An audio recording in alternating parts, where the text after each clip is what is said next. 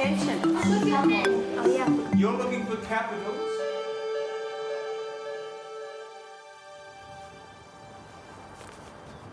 It's normally John Bayley who dispenses the advice. It's me. Nice to meet you, Andy Latham. Nice to see you. Come on in. But today, he's come to see a recognised master, Andy Latham, the South East Regional winner of the 2005 Teacher of the Year Award. You've got labs on both sides. Andy's been head of science at Hove Park School, a Brighton comprehensive with over 2,000 students, for the last 2 years. And then after that, down to the Valley side, which is the other side. A keen advocate of assessment for learning, Andy has revolutionised the teaching of science in the school, and John has come to witness his winning ways. So this is where we all hang out. Lizzie Cowley.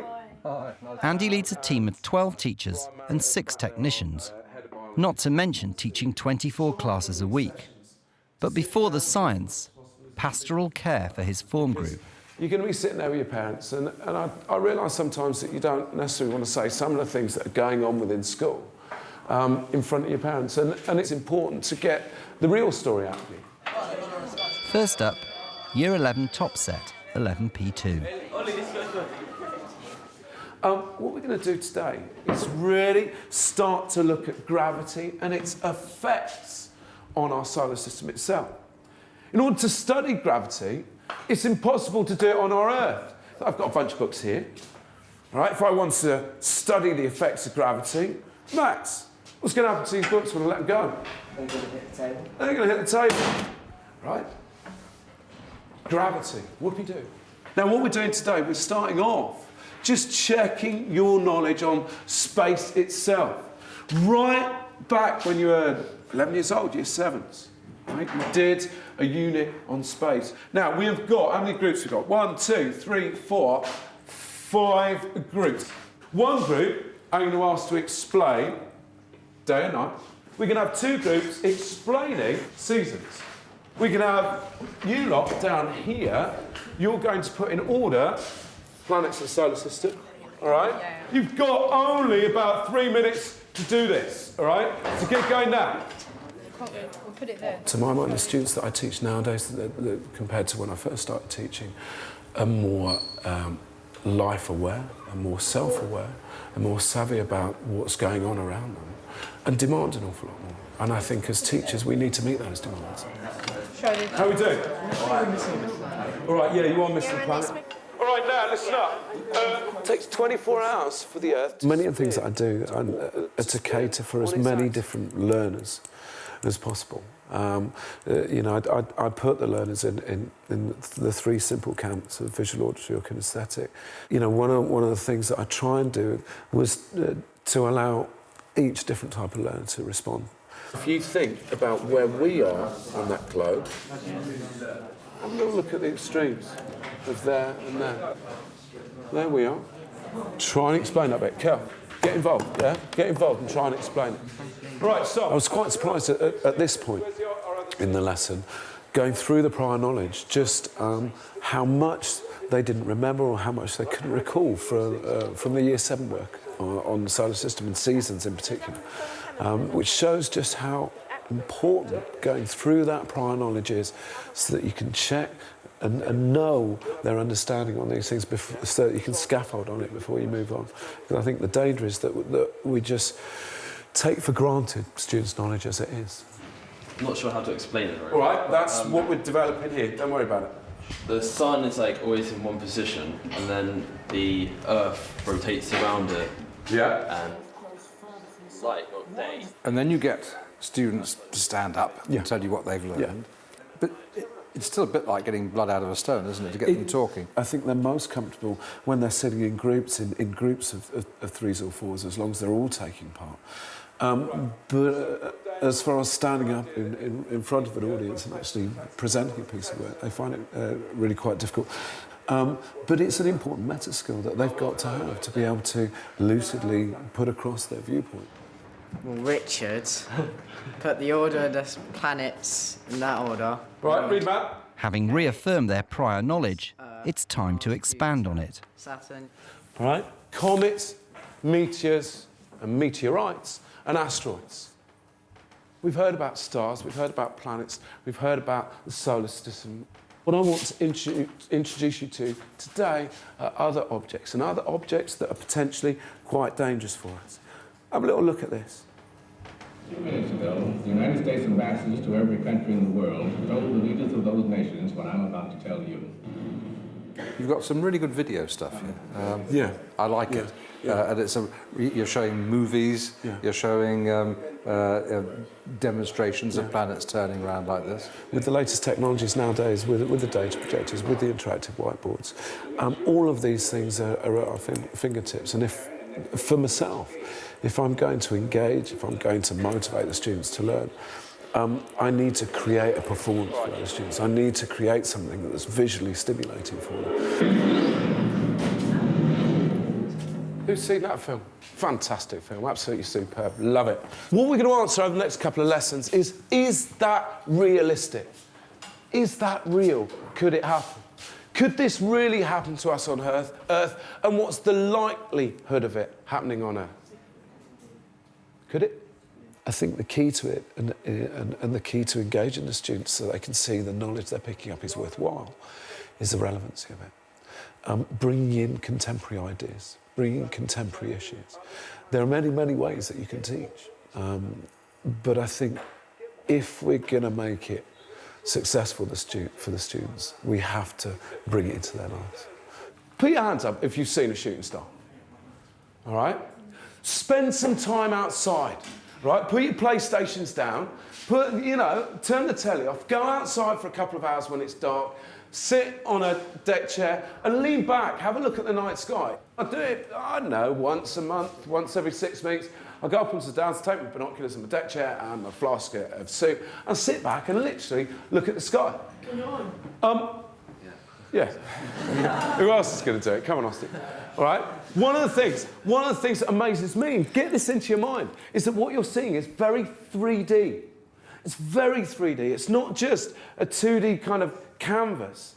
All right? You might be seeing two stars next to each other, but one's there and one's millions and billions of light years away.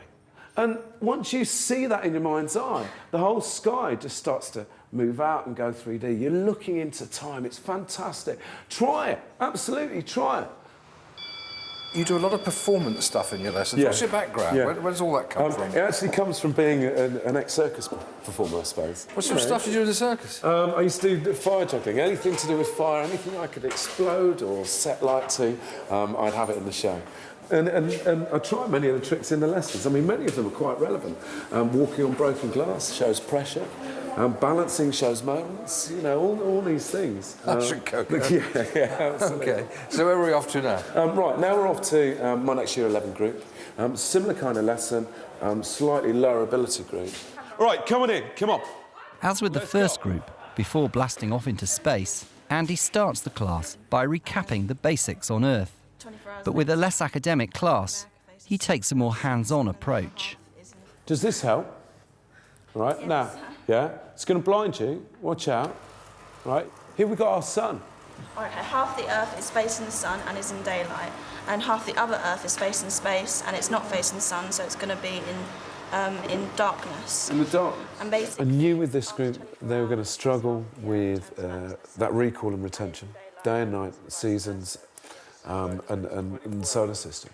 And so what I wanted to do, I'd planned to give myself a little bit more time to just consolidate that information.